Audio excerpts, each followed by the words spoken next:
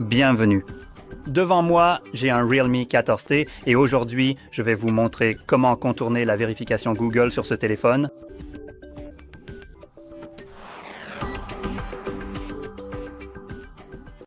Alors, pour commencer, nous aurons besoin de quelques éléments.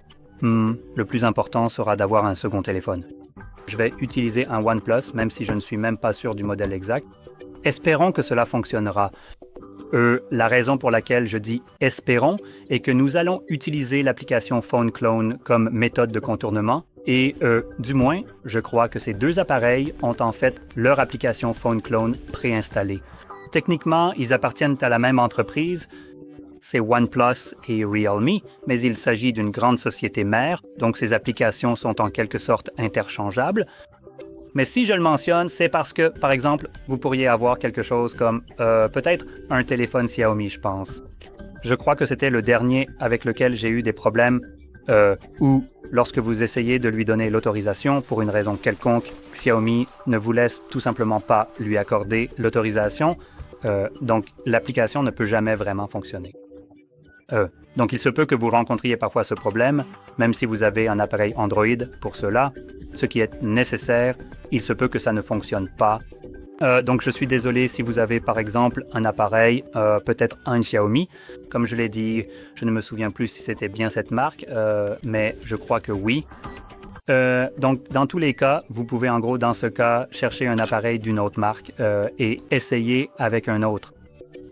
La plupart fonctionneront, donc voilà. C'est l'une des conditions requises, il nous faudra un deuxième téléphone. Une autre chose qui normalement ne devrait pas poser de problème, c'est la connexion Internet. Et c'est à peu près tout ce dont nous avons besoin. Une autre chose que vous devriez probablement avoir, même si ce n'est pas forcément une exigence, c'est beaucoup de patience. Ces procédures, en particulier celles qui utilisent notre site web, sont un peu pénibles. Et c'est en partie à cause de la quantité de publicité que vous allez devoir supporter. C'est, ironiquement parlant, incroyable. C'est vraiment la meilleure chose que vous puissiez vivre.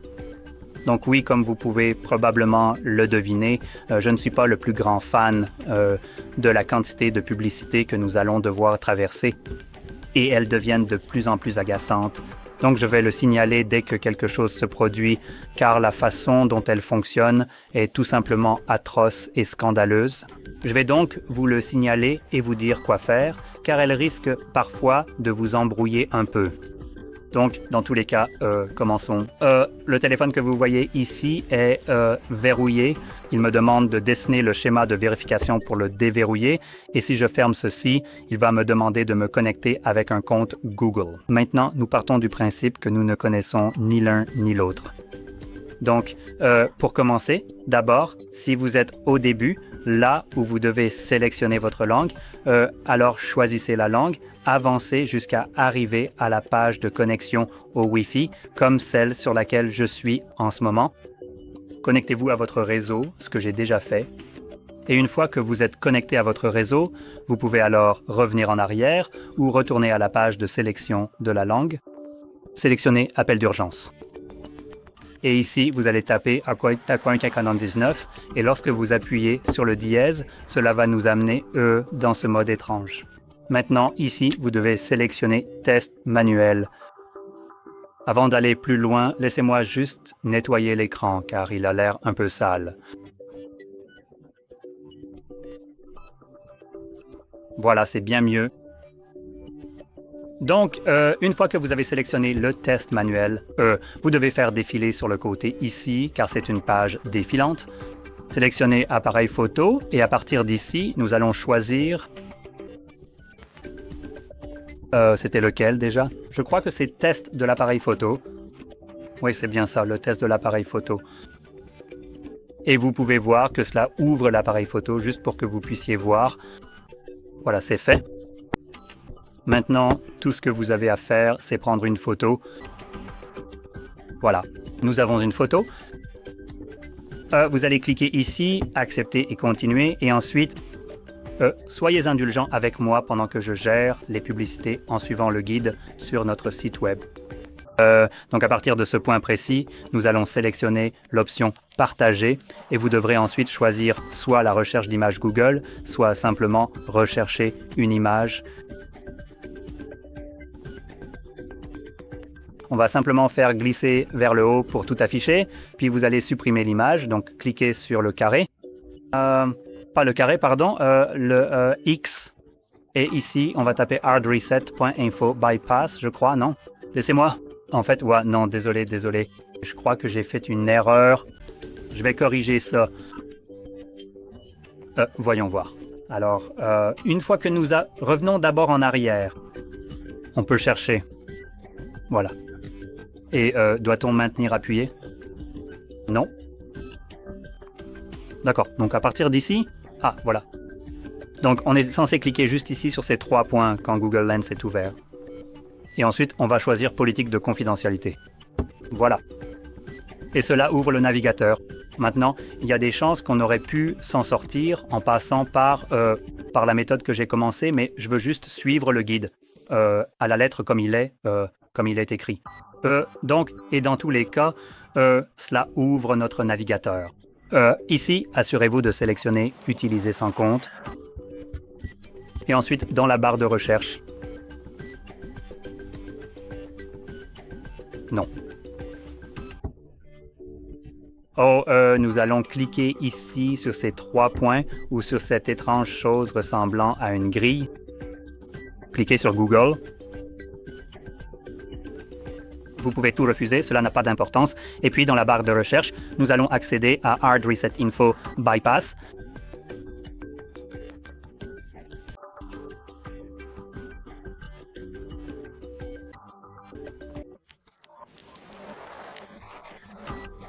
Et voilà. Maintenant, préparez-vous aux publicités. Nous allons donc maintenant cliquer sur le bouton « Pas ceci ». Où est-ce la version bypass? Téléchargement.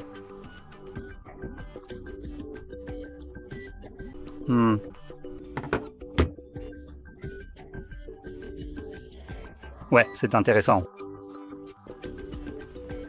Donc ce n'est pas vraiment ce que nous sommes censés ouvrir. Oh non, ce n'est pas grave, ça l'est. Mais pour une raison quelconque juste pour revenir en arrière et vous montrer, il n'est pas indiqué Hard Reset Info Bypass, ce qui est une partie cruciale, et la partie bypass sur notre site web n'est pas réellement dans le menu déroulant, si je me souviens bien. Il vous suffit donc de le localiser en le saisissant.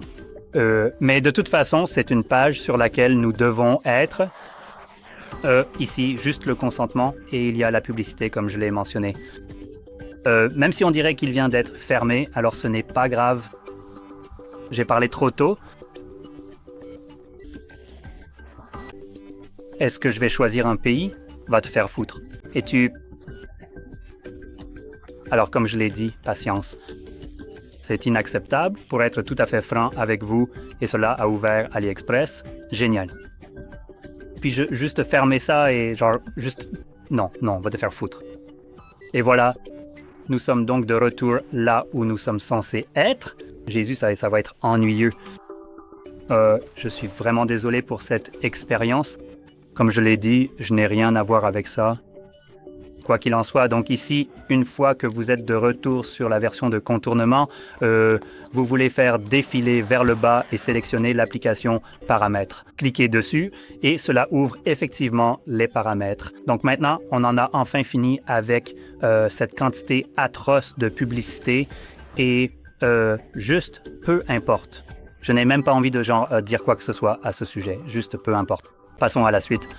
Donc ici, nous voulons aller dans écran d'accueil et écran de verrouillage, puis vous devez sélectionner disposition de l'écran d'accueil. Quand vous le faites, ça bug et ça vous ramène à l'écran d'accueil. Maintenant, l'appareil est toujours verrouillé, donc ne partez pas tout de suite. On en est on est à peu près à la moitié du processus maintenant. Maintenant, je vais rapidement expliquer ce qui se passe et pourquoi on fait ça de cette façon, juste pour que la logique derrière soit un peu plus claire. Donc en ce moment, nous avons accès à l'écran d'accueil. Vous pouvez voir qu'il nous manque des boutons ici en bas. l'appareil est toujours dans ce qu'on pourrait considérer comme une phase de configuration et il est toujours verrouillé. À cause de cela, si vous essayez par exemple d'ouvrir les réglages, qui sont juste ici, et d'aller dans le processus de réinitialisation, il ne se passe absolument rien. Il réinitialise l'appareil et il reste verrouillé, car l'appareil pense toujours qu'il est en cours de configuration. Donc, tant qu'il est à cette étape, il vérifie automatiquement si l'appareil est vérifié, et ce n'est pas le cas, donc il revient simplement à l'état verrouillé. Maintenant, cela aura de l'importance car une fois que nous aurons suivi le processus, nous allons réinitialiser l'appareil via les réglages et à ce moment-là, cela fonctionnera réellement parce que l'appareil saura alors déjà que la configuration est terminée. Donc, ce que nous essayons maintenant, c'est de faire bugger le téléphone pour qu'il nous permette de terminer la configuration, ce qui nous amène à l'application que nous devons ouvrir, à savoir l'application qui se trouve dans Outils et qui s'appelle Clone Phone. Ici, vous devez sélectionner que c'est un nouvel appareil et autoriser tout ce qui s'affiche. Et sélectionner Autre Android. En fait, non, nous pouvons simplement sélectionner le OnePlus juste ici, puisque c'est ce que j'ai. Si vous avez un Oppo, Realme ou OnePlus, choisissez celui-ci. Pour un autre Android, sélectionnez Autre Android. C'est ce que je vais choisir. Et il nous affiche un code QR pour connecter les deux appareils. Ce téléphone est maintenant prêt et nous pouvons le mettre de côté. Prenons l'autre appareil, celui auquel nous pouvons réellement accéder. Et si vous n'avez pas d'Oppo, Realme ou OnePlus, vous devrez aller sur votre Play Store. Et dans cette barre de recherche ici, vous allez chercher Clone Phone.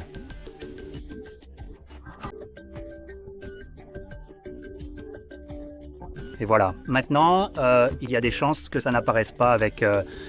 Oh, en fait, il apparaît avec celui d'Oppo. Donc vous pouvez voir que nous avons Oppo Clone Phone. Nous avons aussi celui de OnePlus, même s'il est déjà installé. Vous pouvez choisir l'un ou l'autre. Il y a peut-être aussi Realme, même si je ne pense pas l'avoir déjà vu sur le Play Store.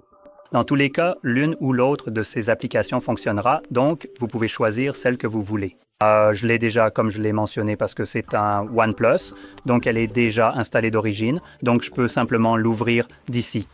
Maintenant, lorsque vous la téléchargez depuis le Play Store parce que vous n'avez pas Oppo, Realme ou OnePlus, vous n'aurez pas cette option. Donc vous n'aurez qu'un seul bouton qui indique que c'est l'ancien appareil. Donc c'est ce que vous devez sélectionner puis accepter à nouveau tout. Voilà. Et maintenant, nous sommes prêts à scanner le code QR, donc il suffit de pointer la caméra vers ceci.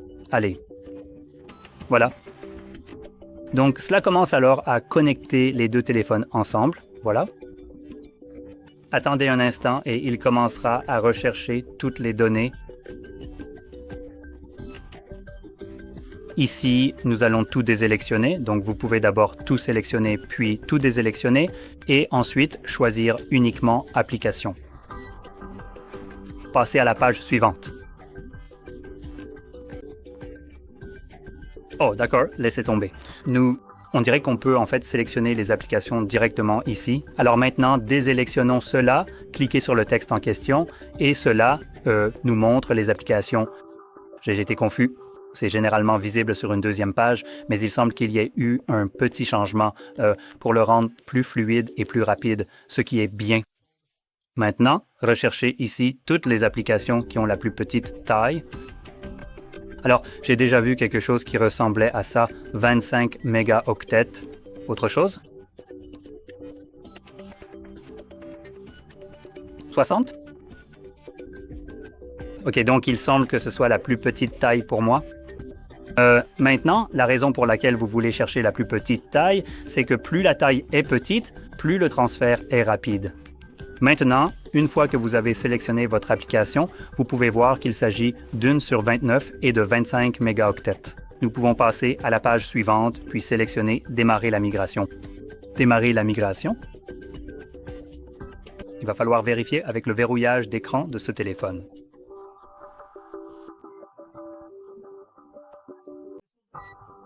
Maintenant, pour une raison quelconque, même si ces appareils sont connectés, je dois taper ce code ici, alors faisons-le. GSRR 8310. OK, et vous pouvez voir que le transfert est en cours, et c'est fait. Maintenant que cela est terminé avec la migration, vous pouvez mettre ce téléphone de côté et revenir à l'appareil verrouillé. Une chose que vous allez remarquer maintenant, c'est qu'après le transfert, lorsque nous cliquons sur « Reprendre », cela nous ramène ou va nous ramener à l'écran de configuration. Sélectionnez « Terminer ». Mais donc, nous sommes maintenant sur l'écran de configuration, mais nous sommes une ou deux pages plus loin que la vérification. Nous n'avons plus besoin de vérifier cet appareil. Vous pouvez donc sélectionner « Ignorer » ici et choisir « Plus tard ». Ensuite, il suffit de sélectionner « Accepter », puis « Terminer » et « Commencer ». Cela va maintenant nous amener à l'écran d'accueil.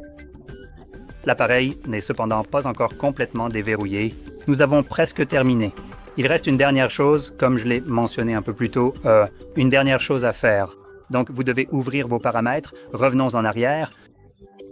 Et ici, vous allez faire défiler tout en bas jusqu'à Système et mise à jour, puis sélectionner Sauvegarde et Réinitialisation. Réinitialiser le téléphone, effacer toutes les données, effacer, puis cliquer une seconde fois sur le bouton Effacer. Cela va alors lancer la réinitialisation d'usine de votre appareil. Cette étape est cruciale pour déverrouiller complètement votre téléphone. Il y a encore une protection sur cet appareil à l'heure actuelle et en effaçant ces données via les paramètres, cela force le téléphone à supprimer toute la protection. Il y a cette chose un peu étrange avec Android. Lorsque vous effectuez une réinitialisation via les paramètres, si vous pouvez évidemment vérifier que vous êtes le propriétaire, ce qui est le cas ici, puisqu'il n'y a actuellement aucune protection, c'est-à-dire que vous pouvez le déverrouiller, aucun compte Google n'est connecté, l'appareil procède à une réinitialisation et supprime donc également toutes les données. Il vous considère comme un utilisateur légitime, mais l'appareil conserve en réalité, quelque part dans le système, les données de l'utilisateur précédent, le compte Google, le verrouillage d'écran, ce qui signifierait aussi que l'appareil pourrait à nouveau se verrouiller si, par exemple, vous effectuez une réinitialisation via le mode de récupération. Cela reverrouillerait l'appareil. Donc, en le faisant via les paramètres, cela force l'appareil à se déverrouiller complètement et c'est la dernière chose que vous souhaitez qu'il fasse. Et une fois que c'est terminé, passez par le processus de configuration comme vous le souhaitez. Il sera entièrement déverrouillé après la réinitialisation, donc vous pourrez en faire ce que vous voulez. Et voilà, c'est à peu près tout. Donc, ceci étant dit, j'espère que vous avez trouvé cette vidéo utile. Et si c'est le cas, n'oubliez pas de mettre un like, de vous abonner et merci d'avoir regardé.